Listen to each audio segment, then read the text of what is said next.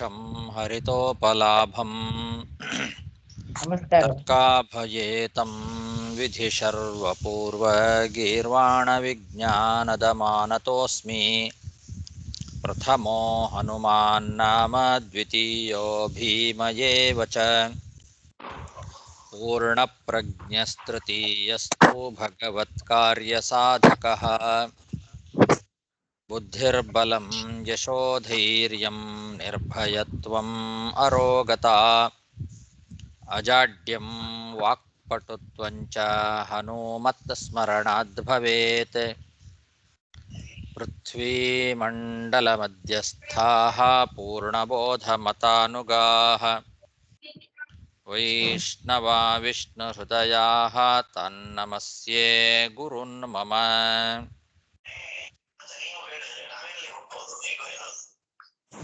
जन्माद्यस्य यतोऽन्वयादितरतश्चार्थेष्वभिज्ञस्वराट् तेने ब्रह्महृदाय आदिकवये मुह्यन्ति यं सूरयः तेजो वारिमृदां यथा विनिमयो यत्र त्रिसर्गो मृषा धाम्ना स्वेन सदा निरस्तकुहकं सत्यं परं धीमहि सृष्टिस्थित्यप्येहानियतिदृशितमो बन्धमोक्षाश्च यस्मात् अस्य श्रीब्रह्मरुद्रप्रभृतिसुरनरद्वीषशत्रुरात्मकस्य विष्णोर्व्यस्ताः समस्ताः सकलगुणनिधिः सर्वदोषव्यपेतः पूर्णानन्दो व्ययो यो गुरुरपि परमः चिन्तयेतं महान्तम् यं प्रव्रजन्तमनुपेतमपेतकृत्यं द्वैपायनो विरहकातर आजुहाव पुत्रेति तन्मयतया तरवोऽपि नेदुः तं सर्वभूतहृदयं मुनिमानतोऽस्मि श्रीगुरुभ्यो नमः हरिः ओम् ಶ್ರೀಮದ್ಭಾಗವತದ ಪಂಚಮಸ್ಕಂಧದ 23ನೇ ಅಧ್ಯಾಯದಲ್ಲಿ ಇವತ್ತು 28ನೇ ಗದ್ಯ.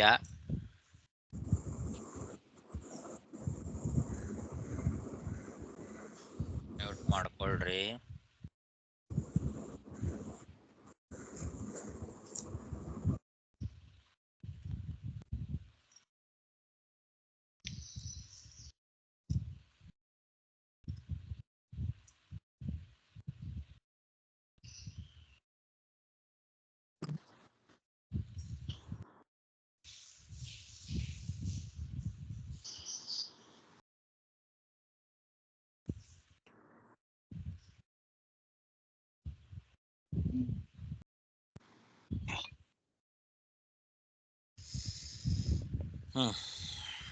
ತತೋ ಅಧಸ್ತಾತ್ ತಳಾತಳೆ ಮಯೋ ನಾಮ ದಾನವೇಂದ್ರಃ ತ್ರಿಪುರಾಧಿಪತಿಃ ಭಗವತಾ ಪುರಾರಿಣಾ ತ್ರಿಲೋಕ್ಯಾಃ ಶಂ ಚಿಕೀರ್ಷುಣ ನಿರ್ದಗ್ಧ ಸ್ವಪುರತ್ರಯಃ ತತ್ಪ್ರಸಾದಾಲ್ಲಬ್ಧಪದೋ ಮಾಯಾವಿನಾಮಾಚಾರ್ಯೋ ಮಹಾದೇವೇನ ಪರಿರಕ್ಷಿತೋ ವಿಗತ ಸುದರ್ಶನ ಭಯೋ ಮಹೀಯತೆ.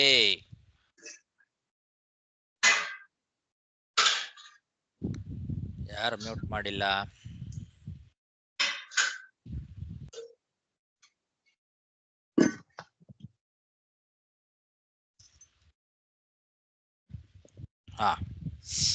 ತಥೋ ಅಧಸ್ತಾತ್ ಅಂದ್ರೆ ಈಗ ಹಿಂದೆ ಸುತಳ ಲೋಕದ ವರ್ಣನೆಯನ್ನು ಮಾಡಿದರು. ಅದಕ್ಕಿಂತ ಕೆಳಗೆ ಸುತಳ ಲೋಕದಿಂದ ಕೆಳಗೆ ತಳಾತಳ ಎಂಬ ಲೋಕ ಇದೆ. ಆ ತಳಾತಳ ಲೋಕದಲ್ಲಿ ಮಯ ಎಂಬತಕ್ಕಂತಹ ಅಸುರ ಅಲ್ಲಿ ರಾಜನಾಗಿದ್ದಾನೆ. ದಾನವೇಂದ್ರ, ಮಯೋ ನಾಮ ದಾನವೇಂದ್ರ, ಮಯ ಅಂತ ಅವನಿಗೆ ಹೆಸರು, ದಾನವ ರಾಜ ಅಲ್ಲಿ ತಳಾತಳ ಲೋಕದಲ್ಲಿದ್ದಾನೆ. ಅವನು ಮಾಯಾವಿಗಳು ಅಂತ ಯಾರ್ಯಾರಿದ್ದಾರೋ ಅವರಿಗೆಲ್ಲ ಅವನೇ ಗುರು. ಮಾಯಾವಿ ಇವನು. ಇವನಿಂದಲೇ ಎಲ್ಲರೂ ಕೂಡ ಮಾಯೆಯನ್ನ ಕಲಿಯೋರು. ಎಲ್ಲ ಮಾಯಾವಿಗಳಿಗೂ ಕೂಡ ಗುರುವಾಗಿರ್ತಕ್ಕಂಥವನು. ಹಿಂದೆ ಇವನು ತ್ರಿಪುರಾಧಿಪತಿಯಾಗಿದ್ದ. ಆ ತ್ರಿಪುರಾಧಿಪತಿಯಾಗಿದ್ದಾಗ ಶಿವ ಏನು ಮಾಡಿದ, ಮೂರು ಲೋಕಕ್ಕೂ ಕ್ಷೇಮವನ್ನ ಉಂಟು ಮಾಡಬೇಕು ಅಂತ ಅಪೇಕ್ಷೆ ಪಟ್ಟು ಇವನ ಆ 3 ಪಟ್ಟಣಗಳನ್ನ ಸುಟ್ಟ. ತ್ರಿಪುರಾರಿ ಅಂತ ಕರೀತಾರೆ ಆ ಶಿವನನ್ನ. ತ್ರಿಪುರಾರಿ ಅಂತ ಕರೆಯೋದು ಇದಕ್ಕೆ. ಇವನ ತ್ರಿಪುರವನ್ನೇ ಸುಟ್ಟು ಭಸ್ಮ ಮಾಡಿದವನು ಶಿವ, ಆದ್ರಿಂದ ಅವನು ತ್ರಿಪುರಾರಿ. ಹಾಗೆ ಈ 3 ಲೋಕಗಳನ್ನು ಕೂಡ ಸುಟ್ಟು ಭಸ್ಮ ಮಾಡಿದ ನಂತರ ಆ ರುದ್ರದೇವರ ಅನುಗ್ರಹದಿಂದಲೇನೆ ಈ ಮಯ ಎಂಬ ಅಸುರ ತಳಾತಳ ಲೋಕದ ಆಧಿಪತ್ಯವನ್ನ ಪಡೆದಿದ್ದಾನಿವಾಗ. ತ್ರಿಪುರಾರಿಯಾಗಿದ್ದಾಗ, ತ್ರಿಪುರಾಧಿಪತಿಗೆ, ತ್ರಿಪುರಗಳಿಗೆ ಅವನು ಒಡೆಯನಾಗಿದ್ದಾಗ ಶಿವ ಅವನ ಲೋಕಗಳನ್ನ ಸುಟ್ಟಿದ್ದ. ಆಮೇಲೆ ಈಗ ತಳಾತಳ ಲೋಕದ ಆಧಿಪತ್ಯವನ್ನ ಪಡೆದುಕೊಂಡ ಅವನ ಅನುಗ್ರಹದಿಂದಲೇ. ತತ್ ಪ್ರಸಾದಾಲ್ಲಬ್ಧ ಪದಃ ಅಂತ. ಯಾವ ಶಿವ ಅವನ ಆ ತ್ರಿಪುರಗಳನ್ನ ಸುಟ್ಟು ಭಸ್ಮ ಮಾಡಿದ್ನೋ ಅವನೇ ಇವನಿಗೆ ಅನುಗ್ರಹ ಮಾಡಿ ಈ ತಳಾತಳ ಲೋಕದ ಆಧಿಪತ್ಯವನ್ನ ಕೊಟ್ಟಿದ್ದಾನೆ. ಆ ಮಹಾದೇವನಾದ ರುದ್ರದೇವರ ರಕ್ಷಣೆಯಲ್ಲಿಯೇ ಇವತ್ತು ಕೂಡ ಇದ್ದು ಸುದರ್ಶನ ಚಕ್ರದ ಭಯದಿಂದ ಪಾರಾಗಿದ್ದಾನೆ. ರುದ್ರದೇವರ ಅನುಗ್ರಹ ಇದ್ದದ್ರಿಂದ ಸುದರ್ಶನ ಚಕ್ರ ಅವನನ್ನ ಇವತ್ತಿಗೂ ಏನೂ ಮಾಡದೆ ಹಾಗೆ ಬಿಟ್ಟಿದೆ. ವಿಗತ ಸುದರ್ಶನ ಭಯ ಮಹೀಯತೆ ಅಂತ. ಸುದರ್ಶನ ಚಕ್ರದ ಭಯ ಇಲ್ಲದೆ ವಾಸ ಮಾಡ್ತಾ ಇದ್ದಾನೆ ಈ ಅಸುರ, ಮಯ ಎಂಬ ಅಸುರ ತಳಾತಳ ಲೋಕದಲ್ಲಿ.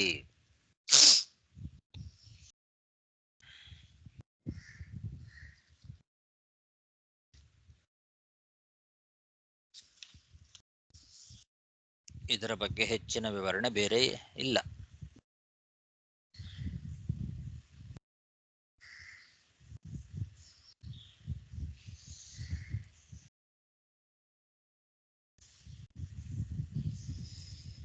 ತತೋ ಅಧಸ್ತಾತ್ ತಳಾತಳೆ ಮಯೋ ನಾಮ ದಾನವೇಂದ್ರಃ ತ್ರಿಪುರಾಧಿಪತಿಃ ಭಗವತಾ ಪುರಾರಿಣ ತ್ರಿಲೋಕ್ಯಾಃ ಶಂಚಿಕೀರ್ಷುಣ ನಿರ್ದಗ್ಧ ಸ್ವಪುರತ್ರಯಃ ತತ್ಪ್ರಸಾದಾಲ್ಲಬ್ಧಪದೋ ಮಾಯಾವಿನಾಮಾಚಾರ್ಯೋ ಮಹಾದೇವೇನ ಪರಿರಕ್ಷಿತೋ ವಿಗತ ಸುದರ್ಶನ ಭಯೋ ಮಹೀಯತೆ.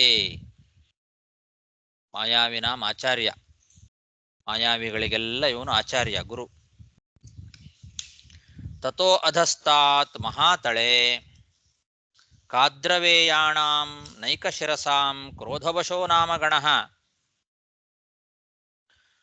ಕುಹಕ ತಕ್ಷಕ ಕಾಳೀಯ ಸುಷೇಣಾದಿಪ್ರಧಾನಾಃ ಮಹಾಭೋಗವಂತಃ ಪತತ್ರಿರಾಜಾಧಿಪತೇಃ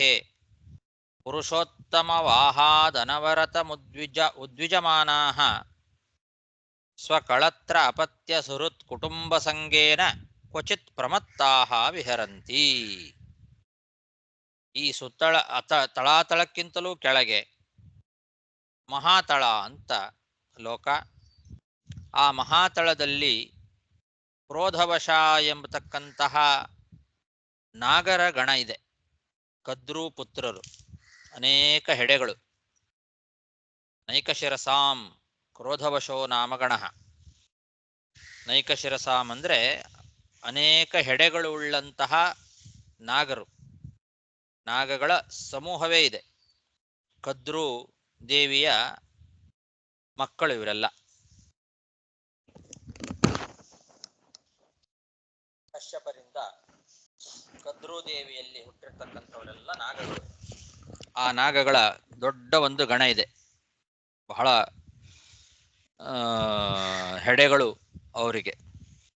ಕ್ರೋಧವಶ ಅಂತ ಅವರಿಗೆ ಹೆಸರು. ಕ್ರೋಧವಶರೆಂಬಂತಹ ನಾಗರ ದೊಡ್ಡ ಗಣ ಅದು ಈ ಮಹಾತಳದಲ್ಲಿ ವಾಸ ಮಾಡಿಕೊಂಡಿದೆ. ಅವರಲ್ಲಿ ಪ್ರಧಾನರಾಗಿರ್ತಕ್ಕಂತಹ ನಾಗಗಳು ಅಂತಂದ್ರೆ ಕುಹಕ, ತಕ್ಷಕ, ಕಾಳೀಯ, ಸುಷೇಣ ಮೊದಲಾದವರೆಲ್ಲ ಪ್ರಧಾನ.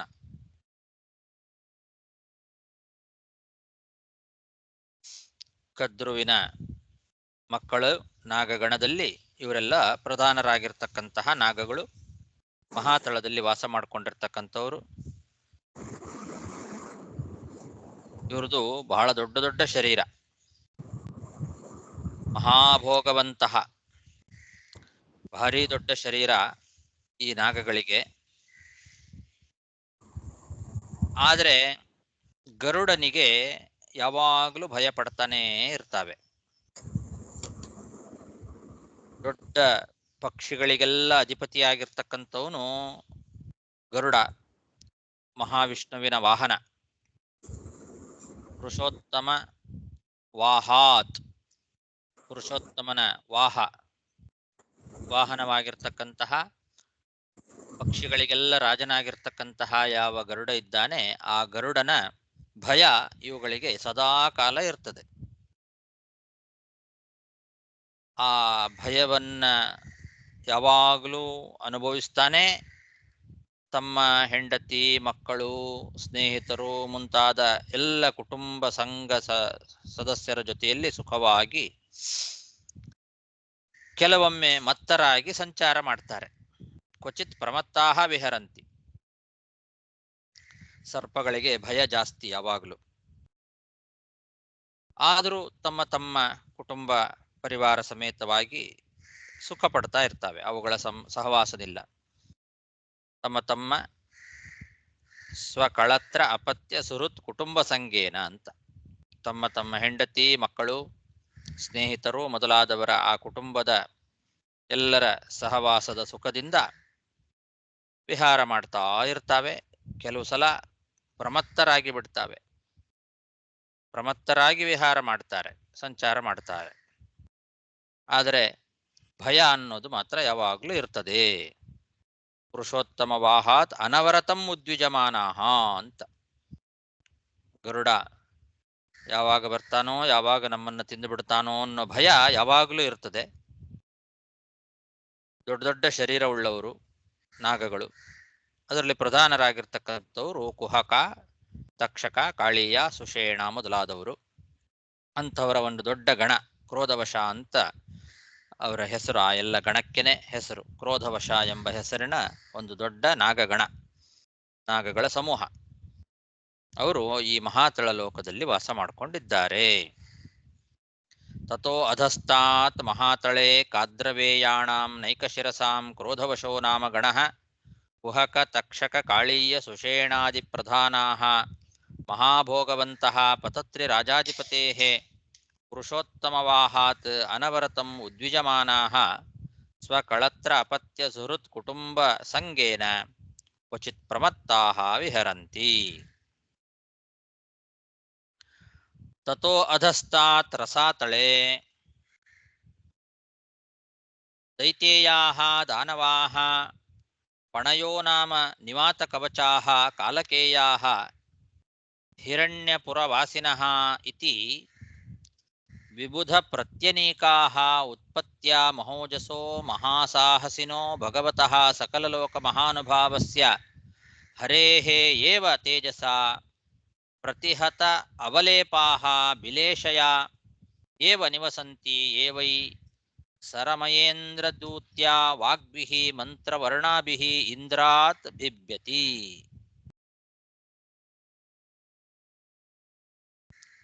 ತಳಾತಳ ಲೋಕಕ್ಕಿಂತಲೂ ಕೂಡ ಕೆಳಗೆ ಇರುವಂಥದ್ದು ರಸಾತಳ. ಈ ರಸಾತಳ ಲೋಕದಲ್ಲಿ ದೈತ್ಯರು, ದಾನವರು, ನಿವಾತ ಕವಚರು, ಕಾಲಕೇಯರು, ಹಿರಣ್ಯಪುರ ವಾಸಿಗಳು ಅಂತ ಹೀಗೆ ಅನೇಕ ಪಂಗಡದ ಅಸುರರುಗಳು ವಾಸ ಮಾಡಿಕೊಂಡಿದ್ದಾರೆ. ಇವರೆಲ್ಲ ಅಸುರರಲ್ಲೇ ನಾನಾ ರೀತಿಯಾದ ಹೆಸರುಗಳು. ಎಲ್ಲ ಅಸುರರು ಇವರೆಲ್ಲ. ದೈತ್ಯರು, ಆಮೇಲೆ ಪಣಿಗಳು ಎಂಬಂತಹ ದಾನವರು. ಪಣಯ ಅಂದ್ರೆ ಅವರು ದಾನವರಲ್ಲೇ ಒಂದು ಅವ್ರಿಗೆ ಹೆಸರು ಪಣಯ, ಪಣಿಗಳು ಅಂತ ಕರೀತಾರೆ ಅವ್ರನ್ನ. ಅಂತಹ ದಾನವರು, ಆಮೇಲೆ ನಿವಾತ ಕವಚರು, ಕಾಲಕೇಯರು, ಹಿರಣ್ಯಪುರವಾಸಿಗಳು ಅಂತ ಹೀಗೆ ನಾನಾ ರೀತಿಯಾದ ಅಸುರರು ವಾಸ ಮಾಡಿಕೊಂಡಿದ್ದಾರೆ ರಸಾತಳದಲ್ಲಿ. ಇವರೆಲ್ಲ ಹುಟ್ಟಿನಿಂದಲೇ ಮಹಾಪರಾಕ್ರಮಿಗಳು. ಉತ್ಪತ್ತ್ಯಾ ಮಹೋಜಸಃ ಅಂತ ಅವರಿಗೆ ಹುಟ್ಟಿನಿಂದಲೇ ಮಹಾಪರಾಕ್ರಮಿಗಳಾಗೇ ಹುಟ್ಟಿರ್ತಾರವರು. ಈ ಎಲ್ಲ ದೈತ್ಯರು, ದಾನವರು ಮಹಾ ಸಾಹಸವುಳ್ಳವರು. ಅವರಿಗೆ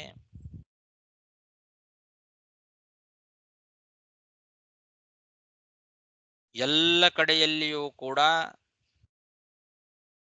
ತಮ್ಮ ಒಂದು ಪರಾಕ್ರಮದಿಂದ ಎಲ್ಲರನ್ನೂ ಗೆಲ್ಲುವಂತಹ ಸಾಮರ್ಥ್ಯ ಇದೆ. ಅವರು ಸೋಲೋದು ಅಂದರೆ ಭಗವಂತನ ತೇಜಸ್ಸಿಗೆ ಮಾತ್ರ ಸೋಲ್ತಾರಂತೆ. ಬೇರೆ ಎಲ್ಲ ಕಡೆಯಲ್ಲಿಯೂ ಎಲ್ಲ ಲೋಕಗಳಲ್ಲೂ ತಮ್ಮ ಸಾಮರ್ಥ್ಯವನ್ನ ಪ್ರಕಟ ಮಾಡತಕ್ಕಂಥವರು ಈ ದೈತ್ಯರು, ದಾನವರು, ಕಾಲಕೇಯರು. ಇವರೆಲ್ಲ ಭಗವಂತನ ತೇಜಸ್ಸಿಗೆ ಮಾತ್ರ ಸೋಲ್ತಕ್ಕಂಥವರು. ಹರೇರೇವ ತೇಜಸ ಅಂತ ಪ್ರತಿಹತ ಅವಲೇಪಾಹ. ಭಗವಂತನ ತೇಜಸ್ಸನ್ನ ಬಿಟ್ಟರೆ ಬೇರೆ ಯಾವುದರಿಂದಲೂ ಅವರಿಗೆ ಸೋಲಿಲ್ಲ. ಎಲ್ಲ ಲೋಕಗಳಲ್ಲಿಯೂ ಅವರು ತಮ್ಮ ಸಾಮರ್ಥ್ಯವನ್ನ ಪ್ರಕಟ ಮಾಡುತ್ತಾರೆ. ಇವರು ವಾಸ ಮಾಡಿಕೊಂಡಿರೋದು ಈ ತಳಾತಳ ರಸಾತಳ ಲೋಕದಲ್ಲಿ ಆದರೂ ಕೂಡ ಅವರು ಎಲ್ಲಾ ಲೋಕಗಳಲ್ಲೂ ತಮ್ಮ ಸಾಮರ್ಥ್ಯವನ್ನ ಪ್ರಕಟ ಮಾಡ್ತಾರೆ. ಮಹಾನುಭಾವನಾದಂತಹ ಭಗವಂತನ ತೇಜಸ್ಸಿಗೆ ಮಾತ್ರ ಸೋಲ್ತಾರೆ. ಇವರು ಹಾವುಗಳು ಹೇಗೆ ಬಿಲದಲ್ಲಿ ವಾಸ ಮಾಡ್ತಾವೋ ಹಾಗೆ ಬಿಲದಲ್ಲಿ ವಾಸ ಮಾಡುವ ಹಾವುಗಳಂತೆ ಇದ್ದಾರೆ.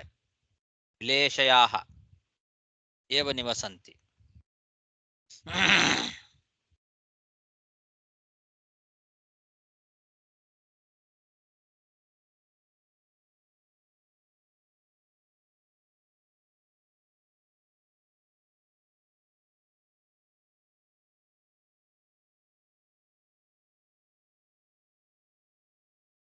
ಒಂದು ಸಲ ಏನಾಯ್ತು ಅಂದ್ರೆ, ಒಂದು ಕತೆ ಹೇಳ್ತಾ ಇದ್ದಾರೆ ಇಲ್ಲಿ. ಯೇ ವೈ ಸರಮಯೇಂದ್ರದೂತ್ಯ ವಾಗ್ಭಿಹಿ ಮಂತ್ರವರ್ಣಾಭಿಹಿ ಇಂದ್ರಾದ್ ಬಿಭ್ಯತಿ ಅಂತ. ಇಂದ್ರನಿಗೆ ಹೆದರ್ತಾರೆ. ಇಂದ್ರನನ್ನ ಕಂಡ್ರೆ ಸ್ವಲ್ಪ ಹೆದರಿಕೆ ಇದೆ ಇವರಿಗೆ, ಪಣಿಗಳಿಗೆ. ಪಣಿಗಳು ಅಂತೇನು ಹಿಂದೆ ಹೇಳಿದ್ರಲ್ಲ, ಪಣಯಃ, ಪಣಿಗಳೆಂಬ ದಾನವರು. ಅವರಿಗೆ ಇಂದ್ರನನ್ನ ಕಂಡ್ರೆ ಭಯ ಇದೆ.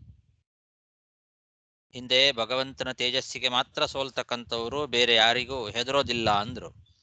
ಈ ಪಣಿಗಳಿಗೆ ಮಾತ್ರ ಇಂದ್ರನ ಭಯ ಇದೆ. ಯಾಕೆ ಅಂದ್ರೆ, ಒಂದು ಸಲ ದೇವೇಂದ್ರ ಇವರಿಗೆ ಒಬ್ಬ ದೂತಿಯನ್ನ ಕಳಿಸಿಕೊಟ್ಟಿದ್ದ. ಅವಳ ಹೆಸರು ಸರಮೆ ಅಂತ. ಗೋವುಗಳನ್ನೆಲ್ಲ ಅಪಹಾರ ಮಾಡಿದ್ರು ಇವರು ಪಣಿಗಳು. ಆದ್ರಿಂದ ಗೋವುಗಳನ್ನ ರಕ್ಷಣೆ ಮಾಡ್ಲಿಕ್ಕೋಸ್ಕರ ದೇವೇಂದ್ರ ಇವರ ಜೊತೆಗೆ ದೂತ ಕೆಲಸಕ್ಕೆ ಅಂತ ಪಣಿಗಳ ಜೊತೆಗೆ, ಪಣಿಗಳು ಎಲ್ಲಿದ್ದಾರೆ ಅನ್ನೋದನ್ನ ಹುಡುಕ್ಲಿಕ್ಕೆ, ಯಾಕೆಂದ್ರೆ ಅವರು ಬಿಲದಲ್ಲಿ ವಾಸ ಮಾಡುವ ಹಾವುಗಳಂತೆ ಅಡಗಿಕೊಂಡು ಕುತ್ಕೊಳ್ತಕ್ಕಂಥವ್ರು ಇವರು. ಆ ಥರ ಇರ್ತಕ್ಕಂಥವ್ರಾದ್ರಿಂದ ಅವರನ್ನು ಹುಡುಕಬೇಕಾಗಿತ್ತು. ಸರಮೆ ಅಂತನ್ನವಳನ್ನ ದೇವೇಂದ್ರ ಕಳಿಸಿಕೊಟ್ಟ ದೂತಿಯಾಗಿ. ಅವಳು ಹೆಣ್ಣು ನಾಯಿ ರೂಪದಲ್ಲಿ ಹೋಗಿದ್ದಾಳೆ. ಸರಮೆ ಅಂತ ಅವಳಿಗೆ ಹೆಸರು, ಹೆಣ್ಣು ನಾಯಿ. ಹೆಣ್ಣು ನಾಯಿಯ ರೂಪದಲ್ಲಿ ಸರಮೆ ಅನ್ನೋಳು ದೂತಿಯಾಗಿ ಹೋಗಿದ್ಲು. ಗೋವುಗಳನ್ನ ಅಪಹಾರ ಮಾಡಿರ್ತಕ್ಕಂತಹ ಪಣಿಗಳನ್ನ ಹುಡುಕ್ಲಿಕ್ಕೆ. ಆವಾಗ ಆ ಪಣಿಗಳಿಗೆ ಭಯ ಆಯ್ತಂತೆ. ಭಯದಿಂದ ಅವ್ರೇನ್ ಮಾಡಿದ್ರು, ಇಂದ್ರನ ಜೊತೆಗೆ ಸಂಧಾನ ಮಾಡ್ಕೊಳ್ಬೇಕು ಅಂತ ಅಪೇಕ್ಷೆ ಪಟ್ರು. ಇಂದ್ರನ ಜೊತೆಗೆ ಸಂಧಾನವನ್ನ ಮಾಡ್ಕೊಳ್ಬೇಕು ಅಂತ ಅವ್ರು ಬಯಸಿದ್ರು ಕೂಡ ಈ ಸರಮೆ ಅಂತನ್ನವಳು ಸಂಧಿ ಆಗಬಾರದು ಅಂತ ಅಲ್ಲಿಯೂ ಅವರ ಎದುರಿಗೆನೆ ಹೋಗಿ ದೇವೇಂದ್ರನ ಪರಾಕ್ರಮವನ್ನ ಚೆನ್ನಾಗಿ ಸ್ತೋತ್ರ ಮಾಡ್ತಾಳೆ. ಇದನ್ನ ಕೇಳಿ ಆ ಪಣಿಗಳಿಗೆಲ್ಲ ಇಂದ್ರನ ಪರಾಕ್ರಮದ ಒಂದು ಸಾಮರ್ಥ್ಯವನ್ನು ತಿಳಿದು ಭಯ ಆಗತ್ತೆ. ಆದ್ದರಿಂದ ಇಂದ್ರನಿಗೆ ಹೆದರ್ತಾರೆ ಈ ಪಣಿಗಳು. ಇಂದ್ರಾದ್ ಬಿಭ್ಯತಿ ಅಂತ ಇಂದ್ರನಿಗೆ ಹೆದರ್ತಾರೆ. ದೇವೇಂದ್ರನನ್ನು ಕಂಡ್ರೆ ಭಯ. ಆ ಸರಮೆ ಎಂಬತಕ್ಕಂಥವಳು ಹೆಣ್ಣು ನಾಯಿಯ ರೂಪದಲ್ಲಿ ಹೋಗಿ ಅವರಿಗೆ ದೇವೇಂದ್ರನನ್ನ ಅವನ ಪರಾಕ್ರಮವನ್ನು ಹೊಗಳಿ ಸ್ತೋತ್ರ ಮಾಡಿದ್ದರಿಂದ ಸಂಧಿಯನ್ನೂ ಮಾಡ್ಕೊಳ್ಳಿಕ್ಕೂ ಭಯಪಟ್ಟು ದೇವೇಂದ್ರನನ್ನ ಕಂಡ್ರೆ ಅವರಿಗೆ ಭಯ ಇದೆ ಅಂಥವರು ಪಣಿಗಳು. ತಥೋ ಅಧಸ್ತಾತ್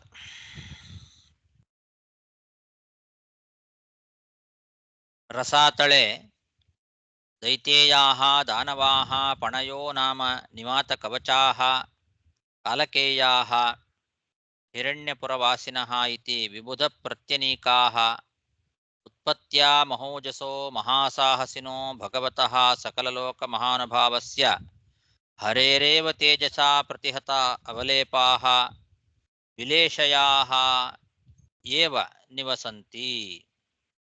ಯೇ ವೈ ಸರಮಯ ಇಂದ್ರದೂತ್ಯ ವಾಗ್ಭಿಃ ಮಂತ್ರವರ್ಣಾಭಿಃ ಇಂದ್ರಾದ್ ಬಿಭ್ಯತಿ.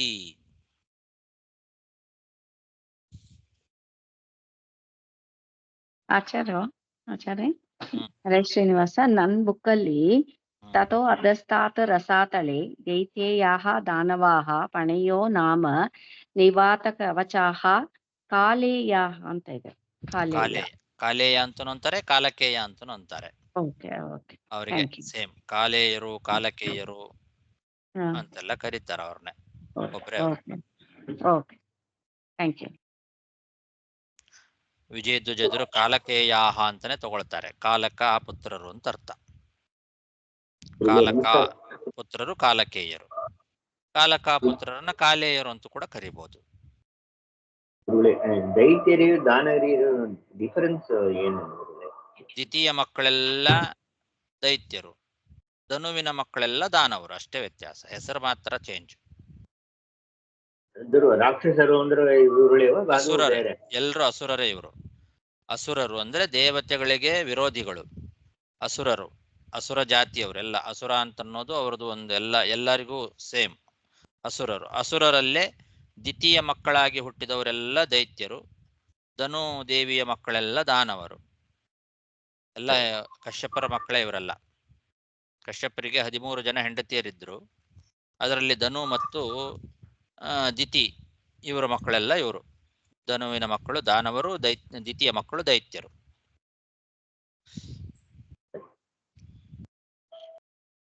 ಅದಿತಿಯ ಮಕ್ಕಳೆಲ್ಲ ದೇವತೆಗಳು ಅಷ್ಟೇ. ಇವರೆಲ್ಲ ಅಣ್ಣ ತಮ್ಮಂದ್ರೆ.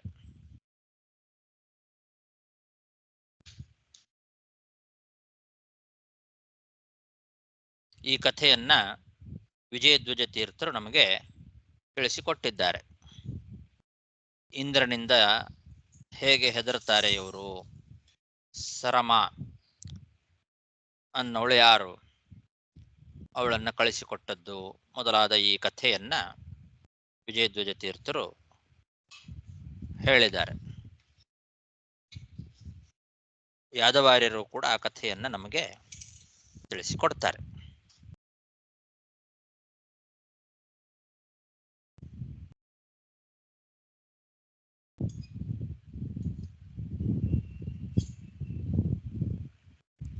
ವೇದದಲ್ಲಿ ಇದೆ ಈ ಒಂದು ಕಥೆ. ಆ ವೇದ ಮಂತ್ರವನ್ನೇ ನಮಗೆ ವಿಜಯಧ್ವಜ ತೀರ್ಥರು ತೋರಿಸಿಕೊಟ್ಟಿದ್ದಾರೆ.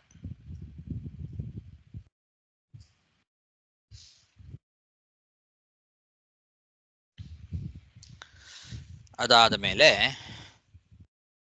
ತಥೋ ಅಧಸ್ತಾತ್ ಪಾತಾಳೆ ನಾಗಲೋಕಪತಯೋ ವಾಸುಕಿ ಪ್ರಮುಖಾಃ ಶಂಖ ಗುಳಿಕ ಮಹಾಶಂಖ ಶ್ವೇತ ಧನಂಜಯ ಧೃತರಾಷ್ಟ್ರ ಶಂಖಚೂಡ ಕಂಬಳ ಅಶ್ವತರ ದೇವದತ್ತಾದಯೋ ಮಹಾಭೋಗಿನೋ ಮಹಾಮರ್ಷಾಃ ನಿವಸಂತಿ. ಯೇಷಾಮು ಹೈವ ಪಂಚಸಪ್ತದಶಶತಸಹಸ್ರಶೀರ್ಷಾಣಾಂ ಫಣಾಸು ವಿರಚಿತಾಃ ಮಹಾಮಣಯೋ ರೋಚಿಷ್ಣವಃ ಪಾತಾಳ ವಿವರ ತಿಮಿರ ನಿಕರಂ ಸ್ವರೋಚಿಷಾ ವಿಧಮಂತಿ. ಇನ್ನು ಅದಕ್ಕಿಂತಲೂ ಕೆಳಗೆ, ರಸಾತಳಕ್ಕಿಂತಲೂ ಕೆಳಗೆ ಇರತಕ್ಕಂಥದ್ದು ಪಾತಾಳ ಲೋಕ. ಆ ಪಾತಾಳ ಲೋಕದಲ್ಲಿ ಮಹಾಕ್ರೋಧವುಳ್ಳಂತಹ ನಾಗರು ವಾಸ ಮಾಡಿಕೊಂಡಿದ್ದಾರೆ. ಮಹಾಶರೀರ ಅವರಿಗೆ, ನಾಗಗಳು ಮಹಾಕ್ರೋಧ, ಸಿಟ್ಟು ಜಾಸ್ತಿ, ದೊಡ್ಡ ಶರೀರ, ಸಿಟ್ಟು ಜಾಸ್ತಿ. ಅಂತಹ ನಾಗರು ಯಾರ್ಯಾರು ಅಂದರೆ ಶಂಖ, ಕುಳಿಕ, ಮಹಾಶಂಖ, ಶ್ವೇತ, ಧನಂಜಯ, ಧೃತರಾಷ್ಟ್ರ, ಶಂಖಚೂಡ, ಕಂಬಲ, ಅಶ್ವತರ, ದೇವದತ್ತ ಅಂತ 10 ರೀತಿ ಹೇಳಿದ್ದಾರೆ. ಇವರೇ ಮೊದಲಾದಂತಹ ನಾಗರುಗಳು. ಎಲ್ಲ ನಾಗಪೂಜೆಯನ್ನ ಮಾಡುವಾಗ ಇವರೆಲ್ಲ ಈ ಎಲ್ಲ ಹೆಸರುಗಳನ್ನ ಹೇಳಿ ನಾಗಪೂಜೆಯನ್ನ ಮಾಡ್ತಾರೆ. ನಾಗಗಳ ಹೆಸರುಗಳಿವೆಲ್ಲ 10 ಬಗೆಯ ನಾಗಗಳ ಹೆಸರನ್ನ ಇಲ್ಲಿ ಹೇಳಿದ್ದಾರೆ.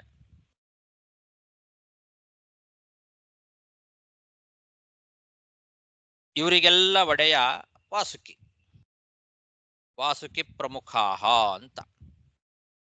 ಈ 10 ರೀತಿಯಾದ ನಾಗಗಳೇನಿದ್ದಾರೆ ಇವರಿಗೆಲ್ಲ ರಾಜನಾಗಿರ್ತಕ್ಕಂಥವನು ವಾಸುಕಿ. ಈ ನಾಗಗಳಲ್ಲಿ ಕೆಲವರಿಗೆ 5 ಹೆಡೆ ಇದೆ, ಕೆಲವರಿಗೆ 7 ಹೆಡೆ, ಮತ್ತೆ ಕೆಲವರಿಗೆ 10 ಹೆಡೆ, ಮತ್ತೆ ಕೆಲವರಿಗೆ 100 ಹೆಡೆಗಳಿದ್ದಾವೆ, ಇನ್ನು ಕೆಲವರಿಗೆ 1000 ಹೆಡೆಗಳು ಇದ್ದಾವೆ. ಅಂತಹ ನಾಗಗಳು ಇವರೆಲ್ಲ. ಸಪ್ತ ಪಂಚ ಸಪ್ತ ದಶ ಶತ ಸಹಸ್ರ ಶೀರ್ಷಾಣಾಂ ಅಂತ. ಅಂಥವರು ನಾಗಗಳು ಇಲ್ಲಿ ಪಾತಾಳ ಲೋಕದಲ್ಲಿ ವಾಸ ಮಾಡಿಕೊಂಡಿದ್ದಾವೆ. ಈ ನಾಗಗಳ ಹೆಡೆಗಳಲ್ಲಿ ಮಣಿ ಇದೆ, ಮಹಾರತ್ನ. ಅವರ ಹೆಡೆಗಳಲ್ಲಿ ಮಹಾಮಣಯ ರೋಚಿಷ್ಣವ ಅಂತ ಹೊಳಿತಾ ಇದ್ದಾವೆ, ಬೆಳಗುತ್ತಾ ಇದ್ದಾವೆ. ಆ ಮಣಿಗಳ ಬೆಳಕು, ಈ ಸರ್ಪಗಳ ಹೆಡೆಯಲ್ಲಿರುವಂತಹ ಆ ಮಣಿ ಎಲ್ಲ ಕಡೆಗೆ ತನ್ನ ಒಂದು ಬೆಳಕನ್ನ ಪಸರಿಸ್ತಾ ಬೆಳಗುತ್ತಾ ಇದ್ದಾವೆ. ಮಹಾರತ್ನಗಳು. ಪಾತಾಳ ಲೋಕದಲ್ಲಿ ಕತ್ತಲೆ ಇಲ್ಲ. ಅಲ್ಲಿರುವ ಕತ್ತಲೆಯನ್ನೆಲ್ಲ ತಮ್ಮ ಹೆಡೆಯ ಬೆಳಕಿನಿಂದ ನಾಶ ಮಾಡಿಬಿಟ್ಟಿದ್ದಾವೆ. ಅಂತಹ ಉತ್ತಮವಾದ ಮಹಾರತ್ನಗಳು ಈ ನಾಗಗಳ ಹೆಡೆಯಲ್ಲಿ ಇದ್ದಾವೆ. ಅಂತಹ ನಾಗಗಳು ಈ ಪಾತಾಳ ಲೋಕದಲ್ಲಿ ವಾಸ ಮಾಡಿಕೊಂಡಿದ್ದಾವೆ.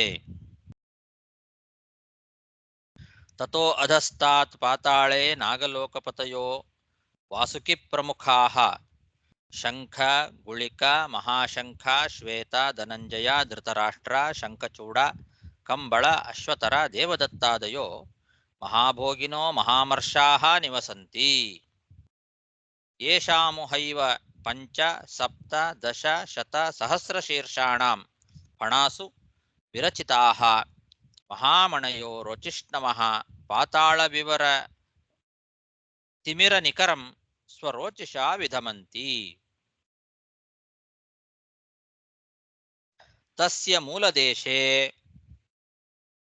30 ಯೋಜನಸಹಸ್ರಾಂತರ ಆಸ್ತೆ ಯಾ ವೈ ಕಲಾ ಭಗವತಃ ತಾಮಸೀ ಸಮಾಖ್ಯಾತ ಅನಂತ ಇತಿ ಸಾತ್ವತಾಃ ಯದ್ದ್ರಷ್ಟೃದೃಶ್ಯಯೋಃ ಸನ್ನಿಕರ್ಷಣ ಮಹಂ ಇತ್ಯಭಿಮಾನಲಕ್ಷಣಂ ಸಂಕರ್ಷಣಂ ಇತ್ಯಾಚಕ್ಷತೆ. ಈ ಪಾತಾಳ ಲೋಕಕ್ಕೂ ಕೆಳಗೆ, ಈಗ 7 ಕೆಳಗಿನ ಲೋಕಗಳನ್ನು ಹೇಳಿ ಆಯಿತು. ಈ ಭೂಮಿಯ ಕೆಳಗೆ ಇರುವಂತಹ 7 ಲೋಕಗಳಲ್ಲಿ ಕೊನೆಯದು ಪಾತಾಳ ಲೋಕ ಅಂತ. ಆ ಪಾತಾಳ ಲೋಕಕ್ಕಿಂತಲೂ ಕೆಳಗೆ 30,000 ಯೋಜನ 30,000 ಯೋಜನ ದೂರದಲ್ಲಿ ಶೇಷದೇವರಿದ್ದಾರೆ. ಪಾತಾಳ ಲೋಕಕ್ಕಿಂತಲೂ ಕೆಳಗೆ 30,000 ಯೋಜನ ದೂರದಲ್ಲಿ ಶೇಷದೇವರು ಇದ್ದಾರಂತೆ. ಶೇಷದೇವರಲ್ಲಿ ವಿಶೇಷವಾಗಿ ಭಗವಂತನ ಸಂಕರ್ಷಣ ರೂಪ ಅಂತನ್ನೋದು ಆವಿಷ್ಟವಾಗಿದೆ. ಈ ಸಂಕರ್ಷಣ ತಮೋಗುಣದ ಕಾರ್ಯವನ್ನ ಉಂಟು ಮಾಡ್ತಾನೆ. ಪ್ರಳಯವನ್ನ ಉಂಟು ಮಾಡ್ತಕ್ಕಂಥವನು ಸಂಕರ್ಷಣ. ಮಹಾಪ್ರಳಯವನ್ನ, ತಮೋಗುಣದ ಕಾರ್ಯವಾಗಿರ್ತಕ್ಕಂತಹ ಮಹಾಪ್ರಳಯವನ್ನ ಉಂಟು ಮಾಡುವಂತಹ ಭಗವಂತನ ಸಂಕರ್ಷಣ ರೂಪ ಏನಿದೆ, ಆ ಸಂಕರ್ಷಣ ರೂಪ ಈ ಶೇಷದೇವರಲ್ಲಿ ವಿಶೇಷವಾಗಿ ಆವಿಷ್ಟವಾಗಿದೆ. ಅಂತಹ ಶೇಷ ಪಾತಾಳ ಲೋಕಕ್ಕಿಂತ 30,000 ಯೋಜನ ದೂರ ಕೆಳಭಾಗದಲ್ಲಿ ಇದ್ದಾನೆ. ಈ ಸಂಕರ್ಷಣ ಏನಿದ್ದಾನಲ್ಲ, ಜಗತ್ತಿನ ಲಯವನ್ನ ಉಂಟು ಮಾಡತಕ್ಕಂಥವನು ಸಂಕರ್ಷಣ. ಅವನೇ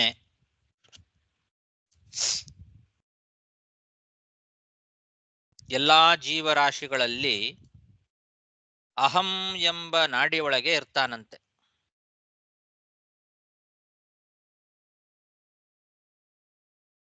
ನಾನು ನನ್ನದು ಅನ್ನೋ ಈ ಅಭಿಮಾನ ಎಲ್ಲರಿಗೂ ಬರುತ್ತಲ್ಲ, ಅಹಂಕಾರ, ಅದನ್ನ ಉಂಟು ಮಾಡಿಕೊಡುವವನು ಈ ಸಂಕರ್ಷಣ. ಅಹಂ ನಾಡಿ ಒಳಗೆ ಇದ್ದು ಅಂತ ಹೇಳ್ತಾರೆ. ಅಹಂ ಇತ್ಯಭಿಮಾನ ಲಕ್ಷಣಂ ಅಂತ. ಅವನಿಗೆ ಸಂಕರ್ಷಣ ಅಂತ ಅದಕ್ಕೋಸ್ಕರನೇ ಹೆಸರು. ಸನ್ನಿಕರ್ಷಣಂ, ಎಲ್ಲ ಪದಾರ್ಥಗಳ ಒಳಗೆ ಇದ್ದು ಆ ಎಲ್ಲ ಪದಾರ್ಥಗಳಿಗೆ ನಾನೇ ದ್ರಷ್ಟ, ನಾನೇ ಕರ್ತ ಅನ್ನೋ ಒಂದು ಅಭಿಮಾನವನ್ನು ಉಂಟು ಮಾಡಿ ಕೊಡ್ತಾನೆ ಜೀವನಿಗೆ. ಎಲ್ಲಾ ಜೀವರಿಗೆ ತಾವು ನೋಡುವ ವಸ್ತುಗಳು, ಕೇಳುವ ಪದಾರ್ಥಗಳು, ಎಲ್ಲ ವಸ್ತುಗಳಲ್ಲಿ, ಎಲ್ಲ ಪದಾರ್ಥಗಳಲ್ಲಿಯೂ ಕೂಡ ಇದು ನಂದು, ನಾನು, ನನ್ನದು, ನನ್ನಿಂದ ಆಯಿತು ಅನ್ನೋ ಈ ಒಂದು ಅಭಿಮಾನವನ್ನ, ಅಹಂ ಮಮ ಮಮತಾ ಏನಿದೆ, ಈ ಅಭಿಮಾನವನ್ನ ಉಂಟು ಮಾಡಿ ಆ ಅಭಿಮಾನ ರೂಪವಾದ ನಿಕಟವಾದ ಸಂಪರ್ಕವನ್ನ ಉಂಟು ಮಾಡಿ ಕೊಡ್ತಾನೆ. ಸನ್ನಿಕರ್ಷಣಂ, ಆ ಪದಾರ್ಥಗಳಲ್ಲಿ ನಿಕಟವಾದ ಒಂದು ಸಂಪರ್ಕವನ್ನ ತಾನು ಆ ಅಹಂ ಎಂಬ ನಾಡಿ ಒಳಗೆ ಇದ್ದು ಜೀವರಿಗೆ ಉಂಟು ಮಾಡಿಕೊಡ್ತಾನೆ. ಆ ಕಾರಣದಿಂದಲೇ ಪಂಚರಾತ್ರವನ್ನ ತಿಳಿದಿರ್ತಕ್ಕಂತಹ ಜ್ಞಾನಿಗಳು ಇವನನ್ನ ಸಂಕರ್ಷಣ ಅಂತ ಕರೀತಾರೆ. ಸಂಕರ್ಷಣ, ಕರ್ಷಣ ಅಂತಂದ್ರೆ ಅದನ್ನ ಒಂದುಗೂಡಿಸೋದು, ಎಳೆಯೋದು, ನನ್ನದು ನನ್ನದು ಅಂತ ಅದರ ಮೇಲೆ ಅಭಿಮಾನವನ್ನ ಹುಟ್ಟಿಸೋದು. ದ್ರಷ್ಟೃವನ್ನ ದೃಶ್ಯದ ಕಡೆಗೆ ಎಳೆದು ಒಂದುಗೂಡಿಸೋದಕ್ಕೆ ಸಂಕರ್ಷಣ ಅಂತ ಹೆಸರು. ದ್ರಷ್ಟೃ ಯಾರಿದ್ದಾನೆ ಜೀವ, ಅವನು ಯಾವ ವಸ್ತುವನ್ನ ನೋಡ್ತಾನೋ ಅದು ದೃಶ್ಯ. ದ್ರಷ್ಟೃವಿಗೂ ದೃಶ್ಯಕ್ಕೂ ಒಂದು ನಿಕಟವಾದ ಸಂಪರ್ಕವನ್ನ ಉಂಟು ಮಾಡಿಕೊಡೋನು ಈ ಸಂಕರ್ಷಣ. ಆದ್ರಿಂದ ಅವನನ್ನ ಸಂಕರ್ಷಣ, ಕರ್ಷಣ ಅಂದ್ರೆ ಅದನ್ನ ಒಂದುಗೂಡಿಸೋದು, ಎಳೆಯೋದು, ಅದರ ಮೇಲೆ ಅಭಿಮಾನವನ್ನು ಉಂಟು ಮಾಡಿಕೊಡೋದು. ಈ ಕಾರಣದಿಂದಲೇ ಅವನನ್ನ ಪಂಚರಾತ್ರಾಭಿಜ್ಞರು ಸಂಕರ್ಷಣ ಸಂಕರ್ಷಣ ಅಂತ ಕರೀತಾರೆ.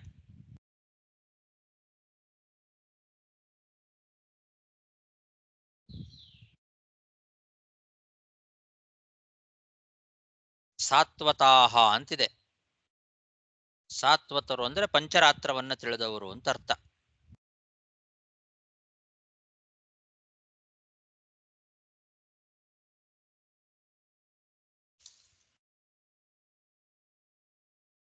ವಿಜಯಧ್ವಜ ತೀರ್ಥರು ಸಾತ್ವತೀಯಾಹ ಅಂತ ಬರೀತಾರೆ. ಸಾತ್ವತೀಯಾಹ ಅಂದ್ರೆ ಪಂಚರಾತ್ರಾದಿ ಅಭಿಜ್ಞಾಹ, ಪಂಚರಾತ್ರಾದಿಗಳನ್ನ ತಿಳಿದಂಥವರು.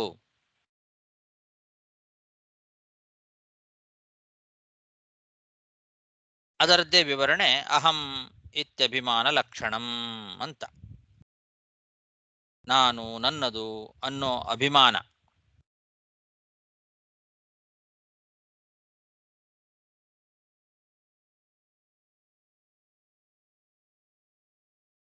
ಅದಕ್ಕೋಸ್ಕರ ನಾವು ಇದನ್ನು ನಿವೃತ್ತಿ ಮಾಡಿಕೊಳ್ಬೇಕು. ನಾನು ನನ್ನದು ಅನ್ನೋ ಅಭಿಮಾನವನ್ನ ಪರಿಹಾರ ಮಾಡಿಕೊಳ್ಬೇಕು ಅಂತಾದರೆ ಸಂಕರ್ಷಣನ ಉಪಾಸನೆಯನ್ನು ಮಾಡಬೇಕಂತೆ. ಮೋಕ್ಷವನ್ನು ಅಪೇಕ್ಷೆ ಪಡ್ತಕ್ಕಂಥವರು ಈ ನಾನು ನನ್ನದು ಅನ್ನೋ ಅಭಿಮಾನವನ್ನು ಕಳ್ಕೊಳ್ಳಿಕ್ಕೆ ಸಂಕರ್ಷಣ ರೂಪಿಯಾದ ಭಗವಂತನನ್ನ ಉಪಾಸನೆ ಮಾಡಬೇಕು. ಇದು ಕೂಡ ಹಿಂದಿನಂತೆ ಮಿಶ್ರ ಸ್ತುತಿ. ಸಂಕರ್ಷಣ ಶೇಷಾಂತರ್ಯಾಮಿಯಾಗಿದ್ದಾನೆ. ಶೇಷನನ್ನು ಮತ್ತು ಶೇಷನ ಅಂತರ್ಯಾಮಿಯಾಗಿರ್ತಕ್ಕಂತಹ ಸಂಕರ್ಷಣನನ್ನು ಇಬ್ಬರನ್ನೂ ಕೂಡ ಒಟ್ಟೊಟ್ಟಿಗೆ ಸ್ತೋತ್ರ ಮಾಡ್ತಕ್ಕಂಥದ್ದು. ಶೇಷನ ಮೂಲಕವಾಗಿ ಮಾಡಿಸ್ತಾನೆ ಸಂಕರ್ಷಣ. ಶೇಷನ ಒಳಗೆ ವಿಶೇಷವಾಗಿ ಈ ಸಂಕರ್ಷಣ ಸನ್ನಿಹಿತನಾಗಿ ಶೇಷನ ಮೂಲಕವಾಗಿ ಇದನ್ನ ಮಾಡಿಕೊಡ್ತಾನೆ ನಮಗೆ. ಹಾಗಾಗಿ ಅಮುಖ್ಯ ವೃತ್ತಿಯಿಂದ ಶೇಷನನ್ನ ಇಟ್ಟುಕೊಳ್ಬೇಕು, ಮುಖ್ಯ ವೃತ್ತಿಯಿಂದ ಸಂಕರ್ಷಣನನ್ನ ಇಟ್ಟುಕೊಳ್ಬೇಕು. ಆ ರೀತಿ ಇಟ್ಟುಕೊಂಡು ಅನಂತಾಂತ ಸ್ಥಿತೋ ವಿಷ್ಣು ಅನಂತಶ್ಚ ಸಹ ಮುನ ಪೂಜ್ಯತೆ ಗಿರಿಶೇನೇಶಃ ಇಲಾ ವೃತಗತೇನತೂ ಅಂತ ಒಂದು ವಾಕ್ಯವನ್ನು ನಮಗೆ ಕೊಡ್ತಾರೆ. ಹಿಂದೆ ತೋರಿಸಿಕೊಟ್ಟಿದ್ದಾರೆ ಮಿಶ್ರಸ್ತುತಿ ಅಂತ. ಜೀವಾಪೇಕ್ಷೆಯ ಒಂದು ಸ್ತುತಿ, ಜೀವಾಂತರ್ಯಾಮಿ ಅಪೇಕ್ಷೆಯ ಒಂದು ಸ್ತುತಿ, ಎರಡನ್ನು ಸೇರಿಸಿ ಸ್ತೋತ್ರ ಮಾಡೋ ಥರ ಇದನ್ನು ಕೂಡ ಇಟ್ಕೊಳ್ಬೇಕು ಅಂತ.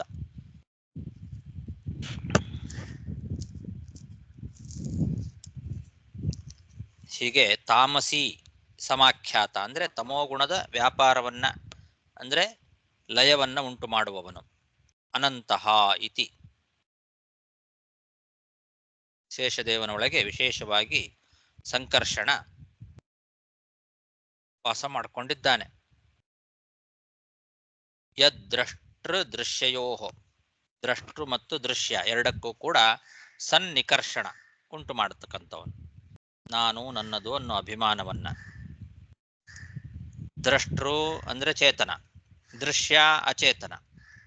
ಜೀವನಿಗೂ ಮತ್ತು ಅಚೇತನವಾದ ಶರೀರಕ್ಕೂ ಸಮ್ಯಕ್ ಕರ್ಷಣಂ ಅಂದ್ರೆ ಏಕೀಕರಣ. ಇದು ನಂದು, ನಾನು ನನ್ನದು, ಇದು ನಂದು ಶರೀರ, ಇದು ನನ್ನ ವಸ್ತು, ನನ್ನಿಂದ ಆಯಿತು, ನಾನು ಮಾಡಿದೆ, ನಾನು ಕೇಳಿದೆ ಅಂತೆಲ್ಲ ಈ ರೀತಿಯಾದ ಅಭಿಮಾನವನ್ನು ಉಂಟು ಮಾಡಿ ಅವುಗಳಿಗೆ ಪರಸ್ಪರವಾಗಿ ಒಂದುಗೂಡಿಸುವಂತಹ ಕೆಲಸವನ್ನ ಮಾಡ್ತಾನೆ. ಅದರ ಮೇಲೆ ಅಭಿಮಾನವನ್ನ ಉಂಟು ಮಾಡಿ ಕೊಡ್ತಾನೆ. ಈ ಅಭಿಮಾನ ಅನ್ನೋದೇ ನಿಕಟ ಸಂಪರ್ಕ. ಒಂದು ಪದಾರ್ಥದ ಮೇಲೆ ನಮಗೆ ಅಭಿಮಾನ ಬರುತ್ತೆ ಅಂದ್ರೆ ಅದರ ಜೊತೆಗೆ ನಿಕಟವಾದ ಸಂಪರ್ಕ ಆಯಿತು ಅಂತ ಅರ್ಥ. ಆ ಸನ್ನಿಕರ್ಷಣವನ್ನ ಮಾಡುವವನು ಈ ಸಂಕರ್ಷಣ.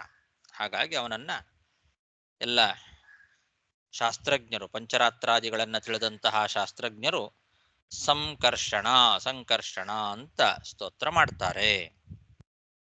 ತಸ್ಯ ಮೂಲದೇಶೇ 30 ಯೋಜನ ಸಹಸ್ರಾಂತರಃ ಆಸ್ತೆ ಯಾ ವೈ ಕಲಾಃ ಭಗವತಃ ತಾಮಸಿ ಸಮಾಖ್ಯಾತ ಅನಂತ ಇತಿ ಸಾತ್ವತಾಃ ಯದ್ದ್ರಷ್ಟೃದೃಶ್ಯಯೋಃ ಸನ್ನಿಕರ್ಷಣಂ ಅಹಂ ಇತ್ಯಭಿಮಾನಲಕ್ಷಣಂ ಸಂಕರ್ಷಣಂ ಇತ್ಯಾಚಕ್ಷತೆ. ತಸ್ಯ ಇದಂ ಕ್ಷಿತಿಮಂಡಲಂ ಭಗವತೋ ಅನಂತಮೂರ್ತೆಃ ಸಹಸ್ರಶಿರಸಃ ಏಕಸ್ಮಿನ್ನೇವ ಶಿರಸಿ ಧ್ರಿಯಮಾಣಂ ಸಿದ್ಧಾರ್ಥಃ ಇವ ಲಕ್ಷ್ಯತೆ. ಈ ನಾಗ ಯಾರಿವನು ಶೇಷ ಇದ್ದಾನಲ್ಲ, ಸಂಕರ್ಷಣನ ಸಂಕರ್ಷಣಿಂದ ಆವಿಷ್ಟನಾದಂತಹ ಶೇಷದೇವರು, ಅವನಿಗೆ 1000 ತಲೆಗಳು. 1000 ತಲೆಗಳುಳ್ಳಂತಹ ಈ ಅನಂತ ಮೂರ್ತಿ ಏನಿದ್ದಾನೆ, ಅವನ ಒಂದೇ ಒಂದು ಹೆಡೆಯ ಮೇಲೆ, 1000 ಹೆಡೆಗಳಲ್ಲಿ ಒಂದೇ ಒಂದು ಹೆಡೆಯ ಮೇಲೆ ಈ ಇಡೀ ಭೂಮಂಡಲ ಒಂದು ಸಾಸಿವೆ ಕಾಳಿನಂತೆ ಅನಾಯಾಸವಾಗಿ ಅದನ್ನ ಹೊತ್ತುಕೊಂಡು ನಿಂತಿದ್ದಾನೆ. ಅನಾಯಾಸವಾಗಿ, ಯಾವ ಆಯಾಸವೂ ಇಲ್ಲ. ಒಂದು ಸಾಸಿವೆ ಕಾಳು ನಮ್ಮ ತಲೆ ಮೇಲೆ ಇದ್ರೆ ಅದು ಇದೆ ಅಂತಾನೆ ಗೊತ್ತಾಗೋದಿಲ್ಲ ನಮಗೆ. ಅದಕ್ಕೋಸ್ಕರ ಅದನ್ನು ಹೇಳಿದ್ದು. ಸಾಸಿವೆ ಕಾಳಿನ ದೃಷ್ಟಾಂತ ಯಾಕೆ ಅಂದ್ರೆ, ನಮ್ಮ ತಲೆ ಮೇಲೆ ಒಂದು ಸಾಸಿವೆ ಕಾಳಿದೆ ಅಂತಂದ್ರೆ ಆದ್ರೆ ಅದು ನಮಗೇನಾದ್ರು ಭಾರ ಅಂತ ಅನ್ಸತ್ತ? ಅದು ಇದ್ದದ್ದೇ ಗೊತ್ತಾಗೋದಿಲ್ಲ. ಅಷ್ಟರ ಮಟ್ಟಿಗೆ ಅದು ನಮ್ಮ ತಲೆ ಮೇಲೆ ಅನಾಯಾಸವಾಗಿ ನಾವು ಅದನ್ನು ಹೊತ್ತುಕೊಳ್ಳಬಹುದು. ಆ ಥರ ಇಡೀ ಬ್ರಹ್ಮಾಂಡವನ್ನ, ಇಡೀ ಭೂಮಂಡಲವನ್ನ ತನ್ನ ತಲೆಯ ಮೇಲೆ, ಒಂದೇ ಒಂದು ತಲೆಯ ಮೇಲೆ, 1000 ತಲೆಗಳಲ್ಲಿ ಒಂದೇ ಒಂದು ಹೆಡೆಯ ಮೇಲೆ ಒಂದು ಚಿಕ್ಕ ಸಾಸಿವೆ ಕಾಳಿನಂತೆ ಅದನ್ನು ಅನಾಯಾಸವಾಗಿ ಹೊತ್ತುಕೊಂಡಿದ್ದಾನೆ ಈ ಅನಂತಮೂರ್ತಿಯಾದ ಶೇಷ. ತಸ್ಯೇದಂ ಕ್ಷಿತಿಮಂಡಲಂ ಭಗವತೋ ಅನಂತಮೂರ್ತೇಃ ಸಹಸ್ರಶಿರಸಿ ಏಕಸ್ಮಿನ್ನೇವ ಶಿರಸಿ ಧ್ರಿಯಮಾಣಂ ಸಿದ್ಧಾರ್ಥ ಇವ ಲಕ್ಷ್ಯತೆ. ಸಿದ್ಧಾರ್ಥ ಅಂದ್ರೆ ಸಾಸಿವೆ ಕಾಳು ಅಂತ ಅರ್ಥ. ಸಿದ್ಧಾರ್ಥ ಸರ್ಷಪಃ ಅಂತ ಬರೆದಿದ್ದಾರೆ. ಸರ್ಷಪ ಸಾಸಿವೆ ಕಾಳು, ಸಿದ್ಧಾರ್ಥ ಇವ ಲಕ್ಷ್ಯತೆ, ಚಿಕ್ಕ ಒಂದು ಸಾಸಿವೆ ಕಾಳಿನಂತೆ ಇಡೀ ಭೂಮಂಡಲ ಅವನ 1000 ತಲೆಗಳಲ್ಲಿ ಕೇವಲ ಒಂದು ತಲೆ ಮೇಲೆ ಇದೆ.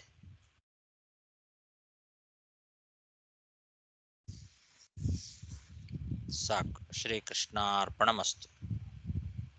ಹರೇ ಶ್ರೀನಿವಾಸಾಚಾರ್ಯ, ಇದು ನಂದು ಬುಕ್ಕಲ್ಲಿ ಪಂಚವಿಂಶತಿ ಅಧ್ಯಾಯಲ್ಲಿ ಈ 2 ಗದ್ಯ ಬರುತ್ತೆ. ತಸ್ಯ ಮೂಲಾದೇಶ ತ್ರಿಂಶೋದ್ಯ ಜನ ಸಹಸ್ರಾಂತರೆ ಆಸ್ತೆ ಯಾವೈ ಕಲಾಹ ಭಗವತಸ್ತಾಮಸಿ. ಆ ಗದ್ಯನು ಯಸ್ಯೇತಂ ಶಿತಿಮಂಡಲಂ ಭಗವತೋ ಅನಂತಮೂರ್ತೇಃ ಸಹಸ್ರ ಶಿರಸಃ ಏಕಸ್ಮಿನ್ ಏವ ಶೀರ್ಷನಿ ಧ್ರಿಯಮಾನಂ ಸಿದ್ಧಾರ್ಥಂ ಇವ ಲಕ್ಷ್ಯತೆ. ಇದು 2 ವಿಂಶದ್ಯೋ ಅಧ್ಯಾಯಲ್ಲಿ ಬರುತ್ತೆ. ನೆಕ್ಸ್ಟ್ ಅಧ್ಯಾಯಕ್ಕೆ ಹೊರಟೋಗಿದೆ. ಓ, ನಮ್ದು ಇನ್ನು 23ನೇ ಅಧ್ಯಾಯನೇ ಮುಗುದಿಲ್ಲ. ನಿಮ್ದಾಗ್ಲೇ ಆವಾಗ್ಲೇನೆ 24 ಪ್ರಾರಂಭ ಆಗಿ 24 ಮುಗಿದು ಈಗಾಗ್ಲೇ 25ಕ್ಕೆ ಬಂತು. ಅಂಡ್ ಶೀರ್ಷಣಿ ಅಂತ ಇದೆ ಈ ಗದ್ಯದಲ್ಲಿ. ಶೀರ್ಷಣಿ ಅಂದ್ರು ಶಿರಸಿ ಅಂದ್ರು ಒಂದೇ ಅರ್ಥ. ಶಿರಸಿ. ಓಕೆ, ಧನ್ಯವಾದಗಳು.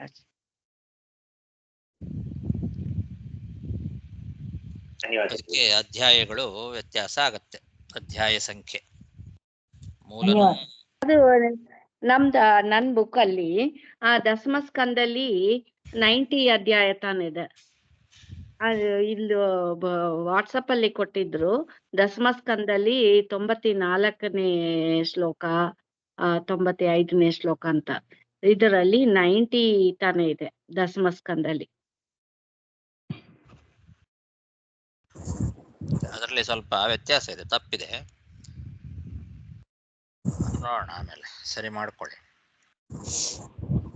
ಧನ್ಯವಾದ. ನಮಸ್ಕಾರ.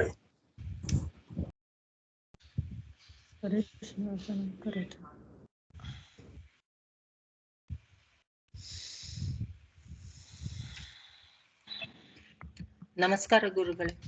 ಹರೇ ನಮಃ. ಧನ್ಯವಾದಗಳು. ಹರೇ ನಮಃ ಆಚಾರ್ಯ.